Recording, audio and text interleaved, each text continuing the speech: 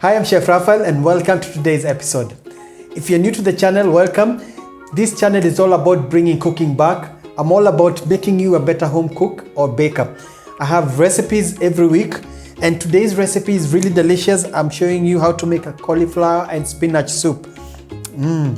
I'm also making some garlic bread. I'll show you how to quickly make your own garlic bread at home. I'm using the all new canola oil from Blue Band and the Blue Band margarine to make this delicious recipe. It's really simple, especially when you see the ingredients, and I hope you'll enjoy it when you make yours. Let's get started.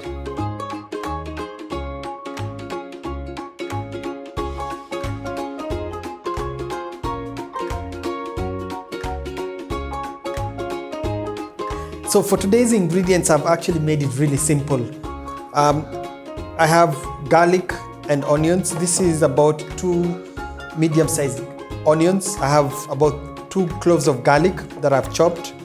And then I have the cauliflower, 1 head, not so big, and spinach. Now, the reason why I'm using spinach is because it doesn't have a strong flavor like if you use something like kale. So this combination is actually good, it's really good. And I'm frying it with the Blue Band canola oil. But in this case, for this soup, I'll show you how you can actually use the oil and some margarine for extra flavor. So the amount of oil that you use should be less than you would, because I'm going to add some margarine as well. Not too much. Remember, canola oil is healthy. It's been fortified with omega-3, 6 and 9. It's a plant-based oil, so it's really healthy. We're going to add some margarine. Now what margarine does is the same thing as you'd add butter to oil. It adds more flavor, especially when you're frying. Oil is flavorless, but when you add margarine, it gets some flavor, especially when you want to fry stuff like we're going to do.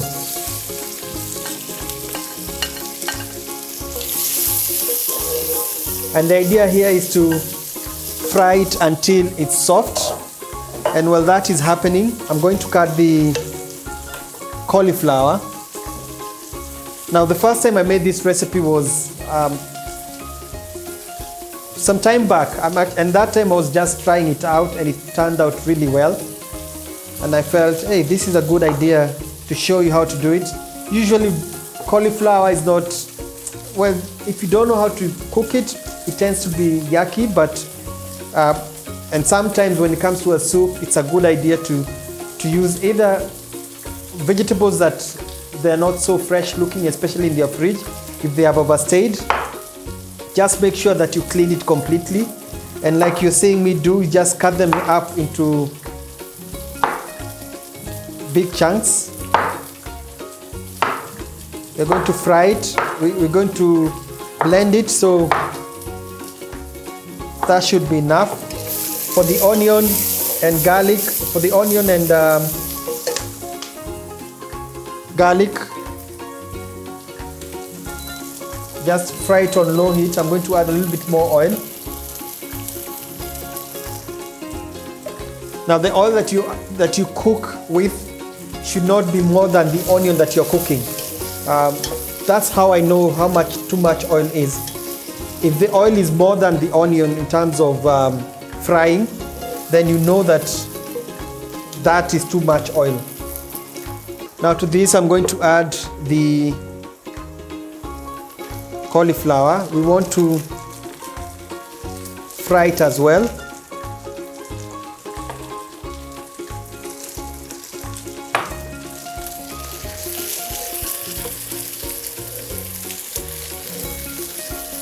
Now, what usually happens, what you want to ensure whenever you're making soup is that whatever, especially if it's a vegetable-based soup, whatever vegetables you add, they need to have some bulk in them. Whatever makes the soup thick is whatever you actually put in the soup. Now, like in this case, we have cauliflower. I don't need much more vegetables. I don't need carrots. I don't need a potato. When you blend this, it will still be thick and creamy and nice. And for the spinach, I was saving it to add at the very end before I add the water. Make sure it's thoroughly cleaned.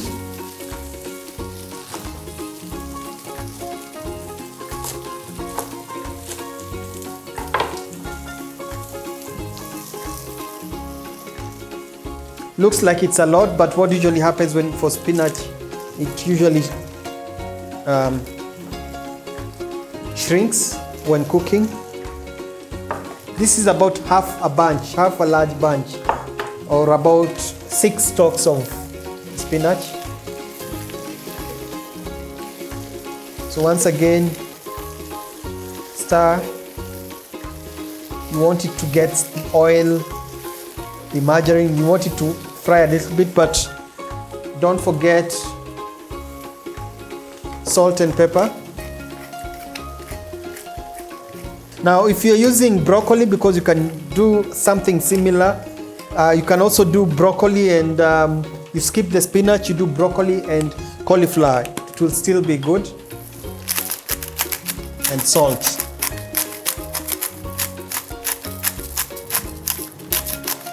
So at this stage, everything has been mixed up, the onion, the garlic. Then at this stage, I'm going to add some water. So I actually need about 1.5 liters of water. But how you know the amount of water is enough is that the water should be just on the level of the vegetables. You know, when you press the vegetables down, the water should just be on the same level. And that's how you know the water is enough. Now, if you add too much, if it comes and overflows and becomes way more than the vegetables, what will happen is that the soup will be too runny. And you'd rather add, if you want it a light soup, you'd rather add water when it's already cooked. And in most recipes, they actually ask for using chicken stock or beef stock or stock basically.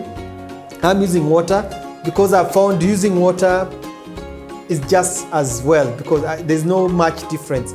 And now we're gonna cover it, we'll let it boil, and then once it starts boiling, we'll reduce the heat to low or to medium until we let it simmer for about 10 to 15 minutes, or until the cauliflower is fully cooked and ready for blending. So soup is ready in terms of the vegetable. And how you know it's ready, it's by pressing it. If it's softened, fully softened, that's perfect. It should take, like I said, 10 to 15 minutes, or even less, depending on the vegetables you're using for soup. And you need to taste it.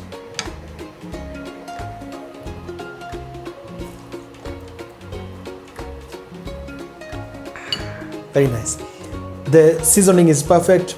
I can taste the taste of the cauliflower, the spinach, garlic. So what you're going to do right now is let it cool for about 5 minutes, and then we're gonna place it in a blender. The whole idea for doing that is that you don't want to overheat, become too hot, because when you're blending very hot soup, depending on the blender, it might, because of the buildup of pressure, it can explode in the blender. So it's a good idea to let it cool down a little bit. And then we're gonna put in the blend it until it's smooth in 2 batches. This amount will be too much for the blender. It's always good to check before, don't put the whole amount. And then when you finish blending, we're gonna return it to the pot for it to simmer and serve when it's hot.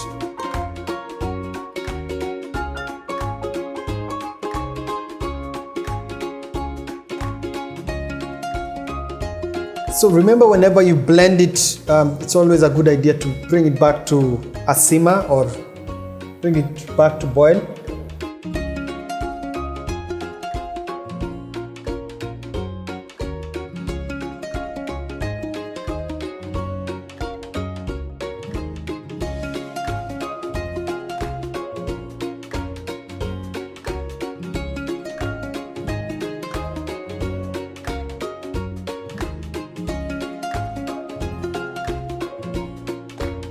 The consistency for this soup, there it is.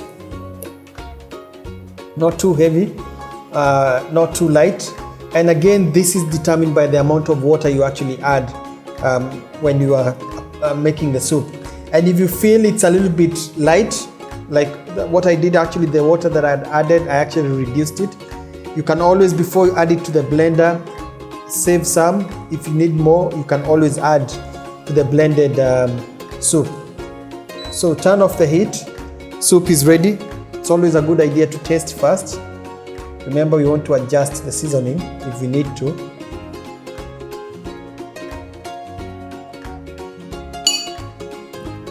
But we don't need to. It's perfect. It's velvety. It's actually really refreshing. And as you can see, remember the ingredients were very little, not much.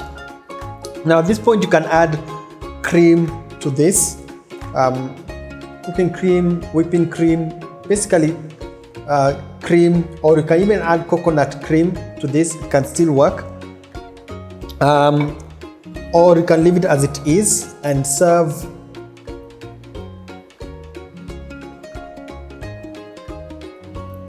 Now this, remember we made the garlic bread. They'll actually go perfectly together. I have my garlic bread ready. Now because of the flavors, the cauliflower and spinach flavor is not so intense. It goes perfectly well with the garlic and the margarine that we had applied. And even the way it's been charred, it's a perfect flavor combination. You can also have it with plain bread, but to be honest, it's nicer when it's nicely toasted like I showed you. And when you finish, again, I have some cream. You can either add it also on the plate like that. Also serves as a garnish. There you have it. Soup ready, and I hope you'll enjoy yours.